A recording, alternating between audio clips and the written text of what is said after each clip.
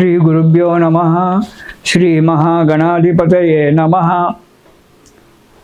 మనకు ఈ డిసెంబర్ మాసంలో వృషభ రాశి వారికి, ఈ రాశి వారికి ఈ నెలలో కొంతవరకు మంచిగానే ఉంటుందని చెప్పొచ్చు.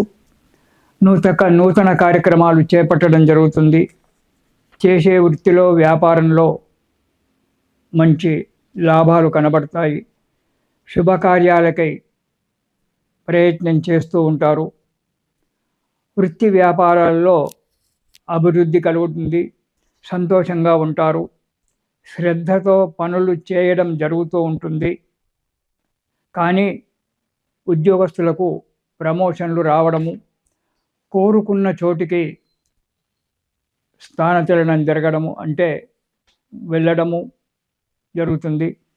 కొంత వాతావరణం వల్ల కావచ్చు, మీ యొక్క విశేషమైనటువంటి కొన్ని ప్రయాణాల వల్ల అనారోగ్యం ఏర్పడడానికి, చిన్న చిన్న ఆటంకాలు ఏర్పడడానికి ఆస్కారం ఉంది. కాబట్టి ప్రయాణాల విషయంలో కొంచెం జాగ్రత్తగా ఉండడం చాలా మంచిది.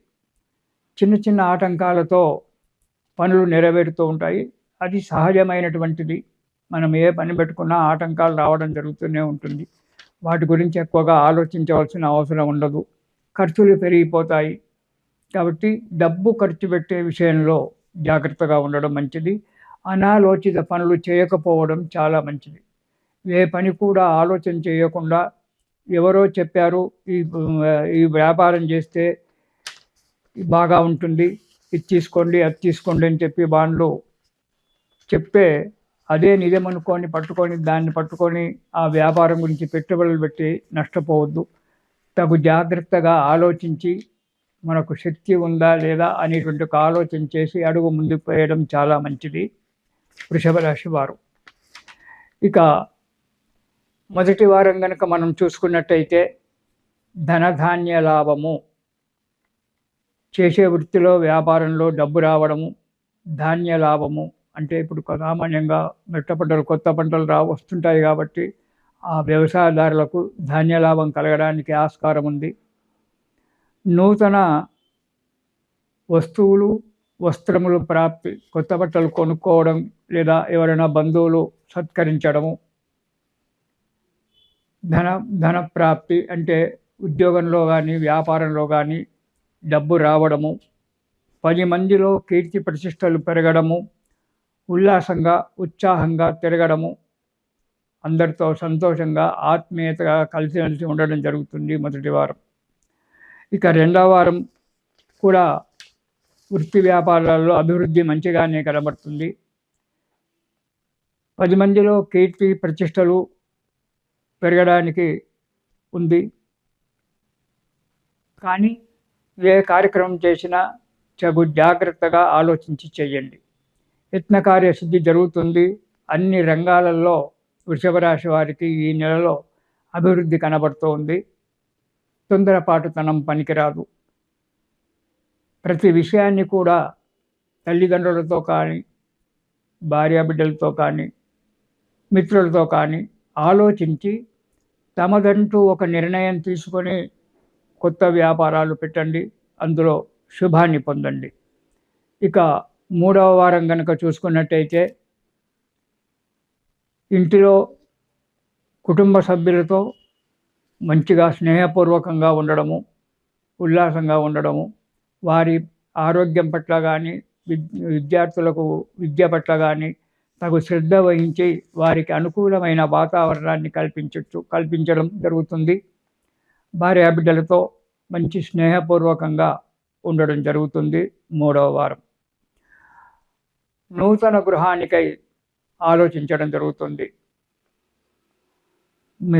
మీ సహచారి ధర్మపత్నితో, అంటే మీ సహచారినితో, భార్యతో కానీ, తల్లిదండ్రులతో కానీ విచారించి కొత్త ఇల్లు కట్టుకుందాము అనేటువంటి ఒక ఉద్దేశంతో ఆలోచించడము, ప్లాట్లు చూడడము, కొనడము ఏదో జరగడానికి ఆస్కారం ఉంది. కానీ అధికంగా ధనం ఖర్చు చేస్తారు. ఈ అధికంగా ధనం ఖర్చు చేయడం అనేటువంటిది జాగ్రత్తగా ఆలోచించి చేయండి. తొందరపాటు పని చేయకండి. దానివల్ల కొన్ని ఇబ్బందులు రావడానికి ఆస్కారం ఉంది 3వ వారం. ఇక 4వ వారం కనుక చూసుకున్నట్టయితే వృత్తిలో కానీ వ్యాపారంలో కానీ కొంత డబ్బు నష్టపోవడానికి ఆస్కారం ఉంది. మీకు తొందరపాటు ఎక్కువ. ఆ తొందరపాటు తనంతో కొన్ని పనులు చెడగొట్టుకుంటారు. కాబట్టి తొందరపాటు తనాన్ని వదిలిపెట్టండి ఈ మాసంలో. దానివల్ల పనులు చెడిపోయి 10 మందిలో మాట రావడము, ఉద్యోగస్తులకైతే అధికారులతో చీబాట్లు పడడము ఇలాంటివి జరుగుతుంది. కాబట్టి తగు జాగ్రత్తగా ఆలోచించి శ్రద్ధతో నిదానంగా పనిచేసినట్టయితే కార్యం సఫలమవుతుంది. పెట్టుబడులు పెట్టి నష్టపోవడం కంటే పెట్టుబడులు పెట్టకుండా ఉండడమే చాలా మంచిది. దానివల్ల కొన్ని ఇబ్బందులు రావడానికి ఆస్కారం ఉంది 4వ వారంలో. కాబట్టి మీరు తగు జాగ్రత్తగా ఆలోచించి అడుగు ముందుకు వేసినట్టయితే ఈ వృషభ రాశి వారికి అనుకున్నటువంటి ఒక పనులు జరిగి మనశ్శాంతి దొరికి ఆయుష్యంగా, ఆరోగ్యంగా, మనశ్శాంతిగా జీవిస్తారు. ఈ రాశివారు విష్ణు సహస్రనామ పారాయణం చేయడం చాలా మంచిది. ప్రతిరోజు కూడా ఒక్కసారి మీకు సమయం దొరికినప్పుడు విష్ణు సహస్రనామ పారాయణం చేయండి. విష్ణు సహస్రనామ పారాయణం కనుక చేసినట్టయితే ఆ విష్ణుమూర్తి మీకు అన్ని విధాలుగా అనుకూలత ఏర్పరిచి మనశ్శాంతిని, ఆయుష్యాన్ని, ఆరోగ్యాన్ని పొందుతారు, సుఖంగా జీవిస్తారు. కాబట్టి మీరు ఈ ఒక్క నెలలోనే కాకుండా వృషభ రాశి వారు ప్రతిరోజు కూడా విష్ణు సహస్రనామ పారాయణం చేయడం చాలా మంచిది.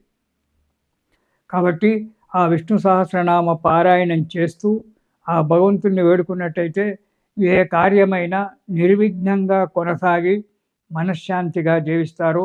మళ్ళీ మనము 2026 సంవత్సరంలో కలుసుకుందాము. చాలామంది అంటే మీతో పాటు నేను, నాతో పాటు మీరు పనులు కాలేదు, పనులు కావడం లేదు అనేటువంటి ఒక బాధలో ఉంటాం.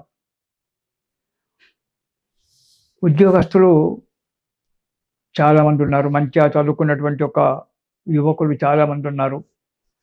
అన్ని రకాలుగా వాళ్ళు ఇంటర్వ్యూలో పాల్గొన్నప్పటికీ ఏదో రకంగా ఆటంకం ఏర్పడి ఉద్యోగం ఆగిపోవడం అనేటువంటి జరుగుతూ ఉంటుంది. దాంతో చాలా బాధకు గురవుతారు. నిజమే, ఒక వయసు వచ్చినప్పుడు ఉద్యోగం చేస్తూ ఉంటే తండ్రికి తోడుగా ఉండడము, కుటుంబానికి సహకారిగా ఉండడం అనేటువంటి జరుగుతూ ఉంటుంది. మరి అలాంటప్పుడు ఏం చెయ్యాలి? మంచిగా చదువుకుంటారు, ఇంటర్వ్యూ కూడా అన్నీ కరెక్ట్‌గా చేస్తారు. ఏదో చిన్న విషయంలో మనను ఆ వ్యక్తి రిజెక్ట్ చేస్తాడు. ఏ కార్యక్రమానికి ముందు అడుగులేసినా కార్యక్రమం జరగదు. ఆటంకాలు ఏర్పడుతుంటాయి. మరి ఇలాంటప్పుడు ఎట్లా? దానికి ఏం చేస్తే బాగా ఉంటుంది అనేటువంటి ఒక ఆలోచన వస్తుంది. 10 మంది జాతకవేత్తల దగ్గరికి వెళ్తుంటారు. ఒక్కొక్కరు ఒక్కొక్క రకంగా చెప్తుంటారు. ఇది చేయండి, అది చేయండి అని. కొందరు చిన్న చిన్న సలహాలు చెప్తారు.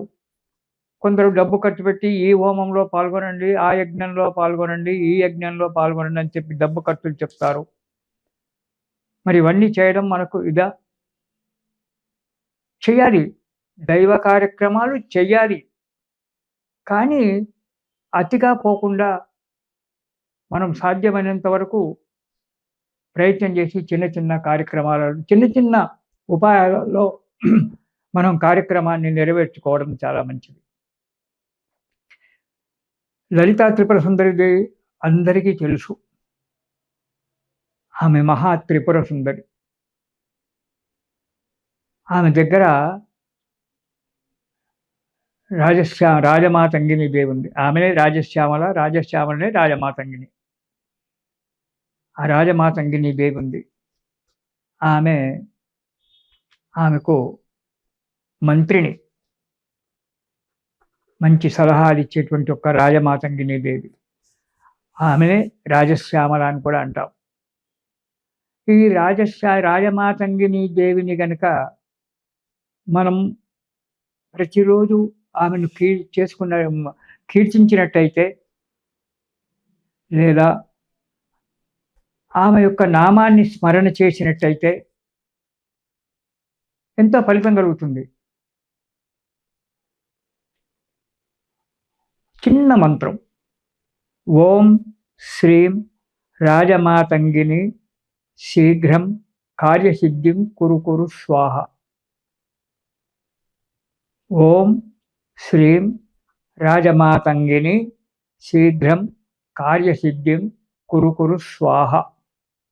ఈ మంత్రాన్ని గనక ప్రతిరోజు 108 సార్లు, అంటే ఒక మాల, జపమాలలో ఒక మాల 108 సార్లు జపం చేసినట్టయితే ఉద్యోగం రాని వారికి ఉద్యోగం రావడము, అనుకున్న చోటికి బదిలీ కావడము, చేసే కార్యక్రమంలో చక్కగా నెరవేరడము జరుగుతూ ఉంటుంది. శుభంగా ఉండండి. సంతోషం. ఇది శుభం.